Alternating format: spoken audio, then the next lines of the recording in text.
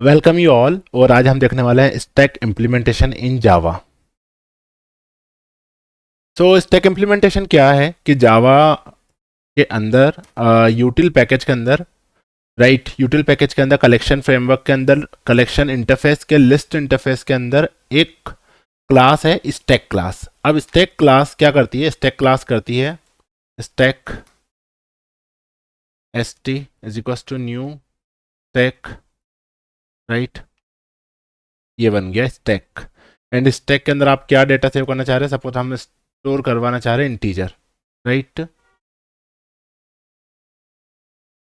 Integer आप store करवाना चाह रहे हैं तो स्टैक को करेंगे इंपोर्ट। एंड स्टैक के अंदर तीन मेथड, आपको खास मेथड मिल रही है।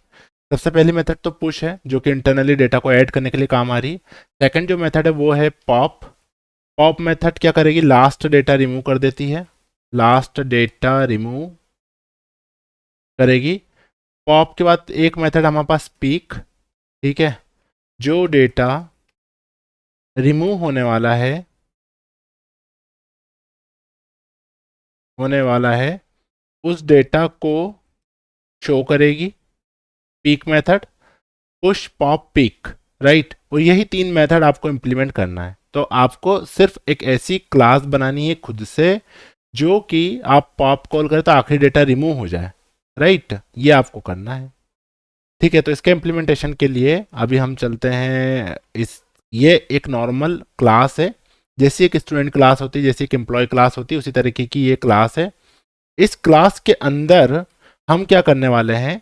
हम कुछ वेरिएबल एंड इंटरनल एक एरे लेंगे, एक इंडेक्स पॉइंट लेंगे। सबसे पहले एक इंटरनल एरे लेंगे जिसकी साइज हम बढ़ा या घटा सकते हैं। अब साइज एक इंटरनल एरे की हम चेंज नहीं करेंगे, और एक इंडेक्स पॉइंट लेंगे हम, एंड एक इसका साइज लेंगे, ठीक है। क्या क्या चीज़ें ले रहे हैं? सबसे पहले तो मैंने बोला प्राइवेट इंट मैक्स साइज, कि कितने साइज का आपको एरे बनाना है। Then private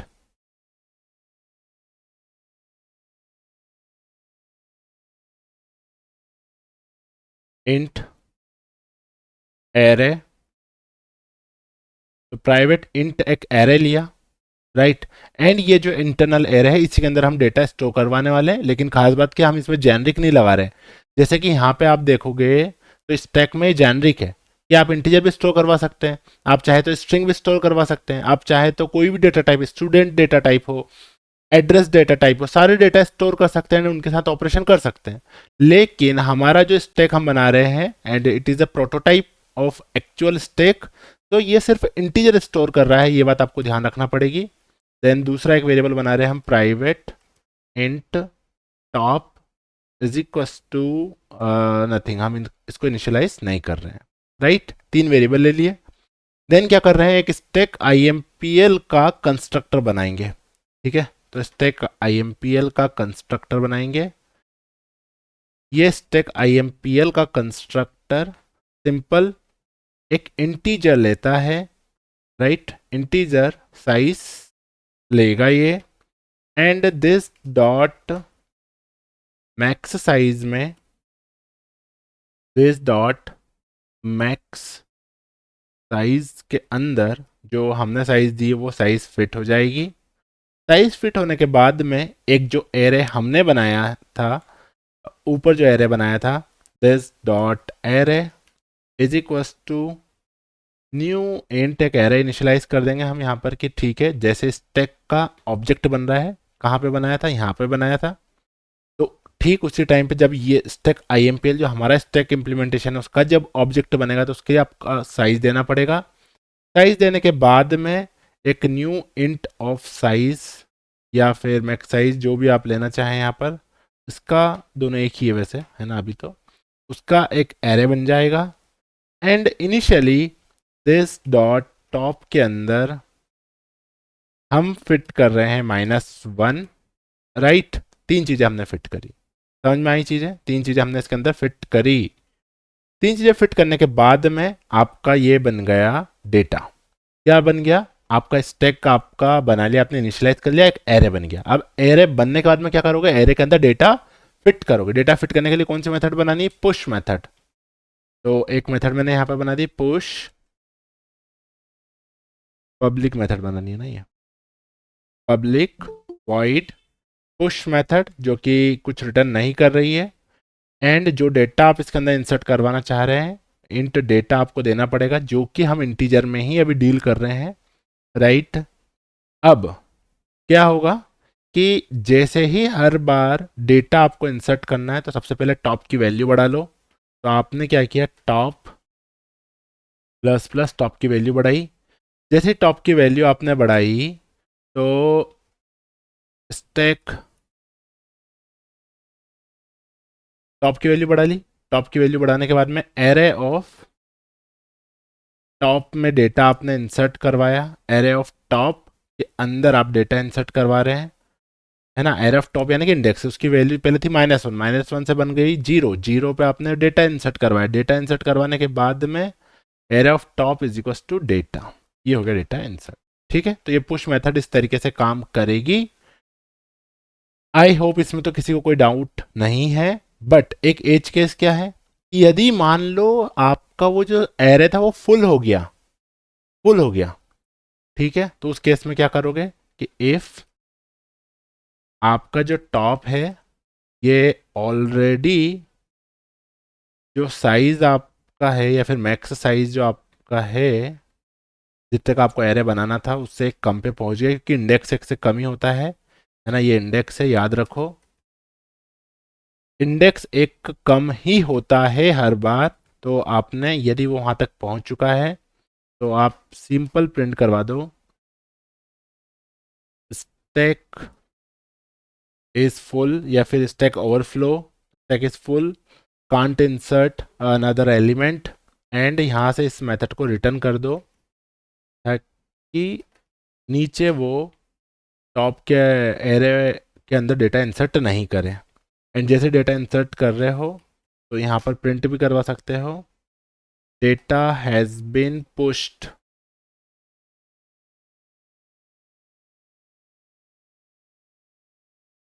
data has been pushed, ये आप प्रिंट करवा दो। समझ में आई कहानी। ये था पुश मेथड। इसमें किसी भी स्टूडेंट को कोई भी डाउट है तो पूछो। इस पुश में किसी भी स्टूडेंट को कोई भी डाउट है तो पूछिए, अदरवाइज तो you guys can do thumbs up, you guys can do like, अगर चीज़ें आपको क्लियर है तो।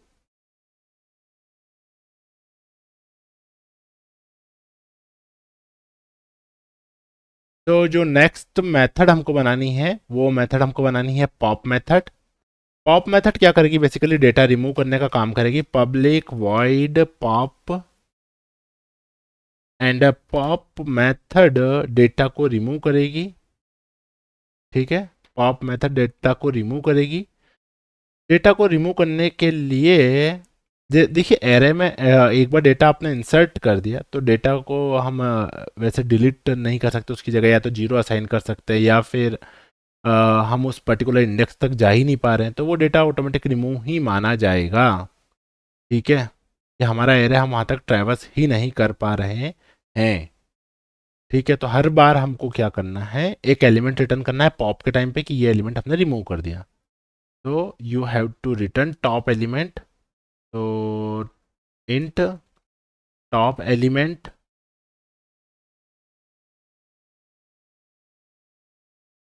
Is equals to array of top, और वो टॉप एलिमेंट रिमूव करने के बाद में वो टॉप तो जा चुका है, then top minus minus, then return top element, ये टॉप एलिमेंट रिटर्न कर दो, ठीक है। यहाँ पे इंट रिटर्न करेगा ये। लेकिन यदि स्टैक पूरा ही खाली हो चुका है तो if top is equal to -1, ठीक है। तो इसमें सिंपल मैसेज लिख दो, system dot out dot print L N there is no element, या फिर स्टैक इज एम्प्टी करके भी आप लिख सकते हो, ठीक है। There is no element and stack is empty, ये दोनों चीज़ें आप लिख सकते हो, ठीक है। ठीक है, क्या किया कि यदि उसके अंदर डेटा है ही नहीं है ना। तो रिटर्न -1 करवा देंगे ताकि नीचे तक आए नहीं। और यदि डेटा है, डेटा आप रिटर्न कर रहे हो, तो यहाँ पे एक मैसेज प्रिंट करवा रहे हैं कि top element is what, this top element, है ना। ये टॉप एलिमेंट है जो कि हमारा रिमूव होने वाला है ना। Data is about to, data which will get popped off, तो this data will get popped off. Next method है पीक मेथड, जो कि डेटा रिटर्न नहीं करती है, बट कौन सा डेटा रिटर्न होने वाला है वो डेटा शो कर देती है पीक मेथड। ठीक है, ये क्वेश्चन काफ़ी बार इंटरव्यू में पूछा गया है, इसीलिए इस क्वेश्चन को हम कर रहे हैं। ठीक है, अब पीक मेथड क्या करेगी, लास्ट डेटा शो करेगी, तो शो करेगी और रिमूव नहीं करेगी। रिमूव करने का काम ये माइनस माइनस कर रहा है बस। ठीक है, ये हम कर देंगे। एंड यहाँ पे इंट लास्ट डेटा जो है उसको रिटर्न कर देगी, बट डेटा रिमूव नहीं करेगी। तो रिमूव कौन कर रहा था, टॉप माइनस माइनस, क्योंकि वो इंडेक्स है, वो कम हो जाता तो वो डेटा आप एरे को एक्सेस नहीं कर सकते, है ना। टॉप एलिमेंट इज, या फिर last element is, last element is वो इसके अंदर टॉप डेटा। तो ये थी पीक मेथड। ठीक है, एक और मेथड भी हम बना सकते हैं। कौन सी मेथड बना सकते हैं, पब्लिक वॉइड या फिर public boolean is empty,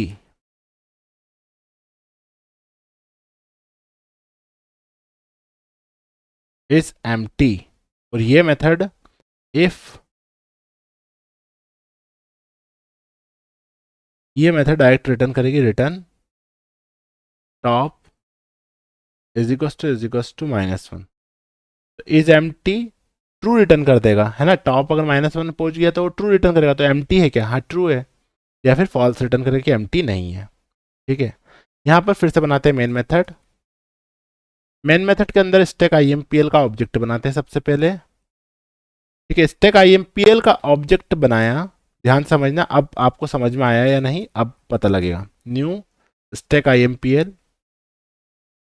stack IMPL एक क्लास है जिसका कोई डिफॉल्ट कंस्ट्रक्टर हमने नहीं बनाया, हमने एक ही कंस्ट्रक्टर बनाया है।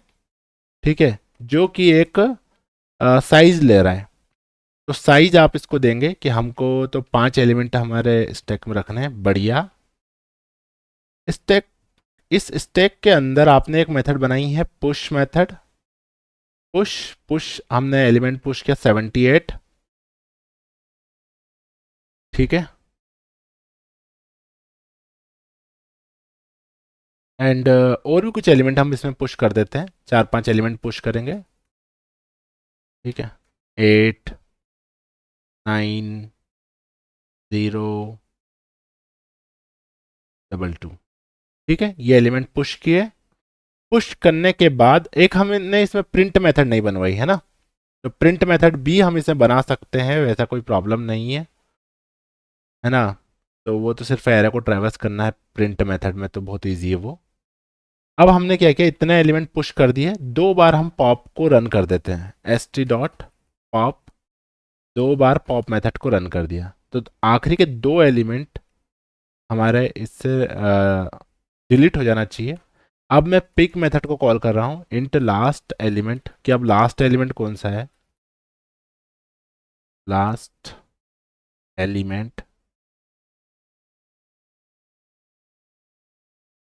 Last element peak method return कर रही है। सो st.peak method is returning last element. And ये लास्ट एलिमेंट को मैं जब प्रिंट करवाता हूँ, तो लेट्स चेक,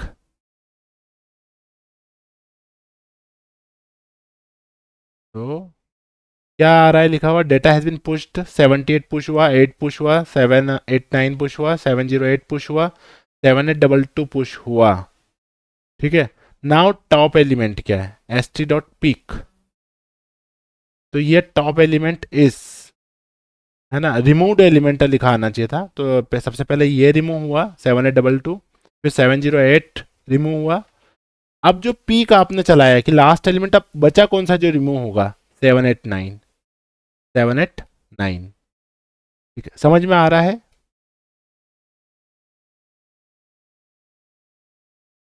ठीक है, सो समझ में आया है। तो प्लीज़ फॉलो करो फर्जी कोडर को एंड इसको अच्छे से प्रैक्टिस करो। प्रैक्टिस करने के बाद में ही ये चीज़ें क्लियर होगी। Thank you.